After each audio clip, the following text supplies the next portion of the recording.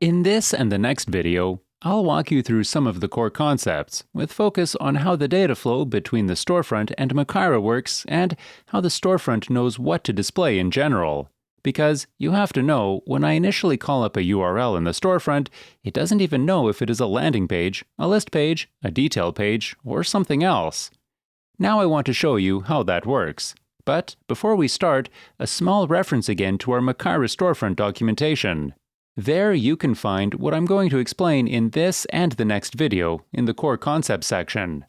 The link is in the description below to read about what's going on in this video. But now, let's start. I go back to my Storefront in the browser and can see that I have the start page up.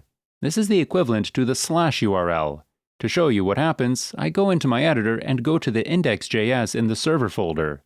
This file is sort of the entry point that defines what happens to URLs. A kind of routing definition that we can make. You can see a whole lot of code. Important to us right now are only the code lines from 104 to 109, because this is the place where all the routes are captured that have not been captured before specifically. For example, get or post routes that are necessary for certain API requests or certain pages within the Storefront that we simply need. For us right now, our /URL would land in this particular server.get. Now, the file /frontend/entry will be returned. In the folder named Pages, subfolder Frontend, you can find the file entry.js. I'll open this file now so I can explain to you exactly what is happening.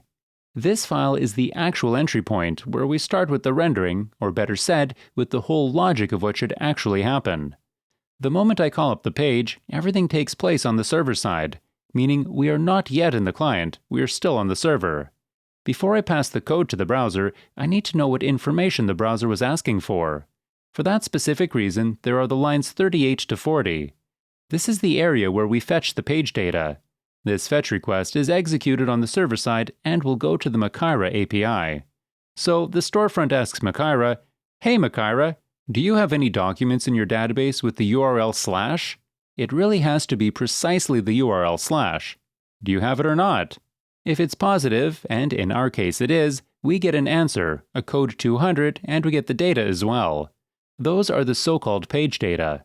That is the response we will get, and as the name says, it contains the data of this page. Which means whatever data Makaira has about the home page is in the response. If there is no document with the /URL, for example, I haven't created the start page in Makaira yet, I'll get a 404 error, and an error will be displayed in the Storefront. Now we know we have an answer with the page data, which we can use now. To see what's happening with the data, I'll scroll down a bit and show the render method.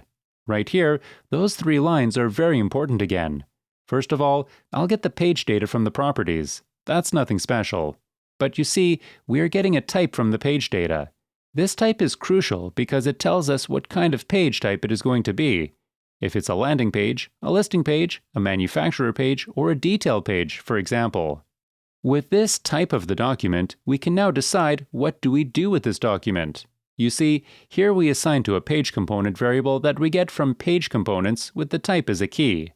When we look into this variable, which is up here in line 24 within the entry.js, here we see the mapping. The key that is defined here, on the left, maps to the type that we enter, and the value on the right is the React component we want to render. In this case, it means that the page type is page, which then corresponds to the landing page component. I'll show it a little differently.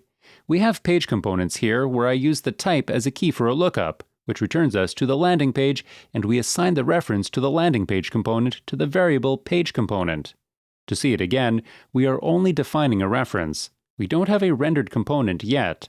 This is always just a reference to a component that we return and then assign that to page component. And because this is now a reference to a component, we can call a React component on line 110. This is the very initial control, which decides what kind of page type I want to show. You can see here we have different components. We have a component for a landing page, a bundle page, a listing page, and a detail page. This way we can control and divide it up very well, to then decide what we want to do based on the URL and the page type. In order to show a few other examples, if I move around in the Storefront and click on wakeboarding, for example, a request goes out to Makaira. This request will be answered that there is a document for wakeboarding.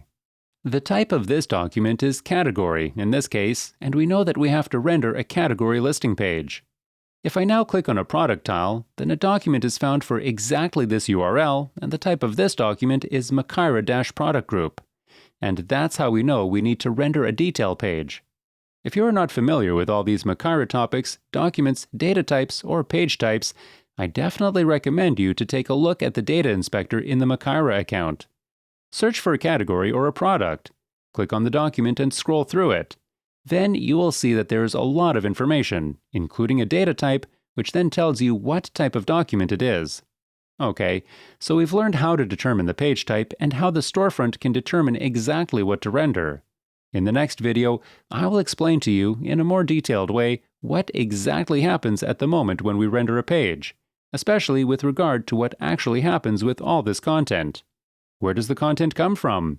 How does the storefront know that it should display this content on that specific landing page and different content on another landing page? With that in mind, stay tuned. See you in the next video.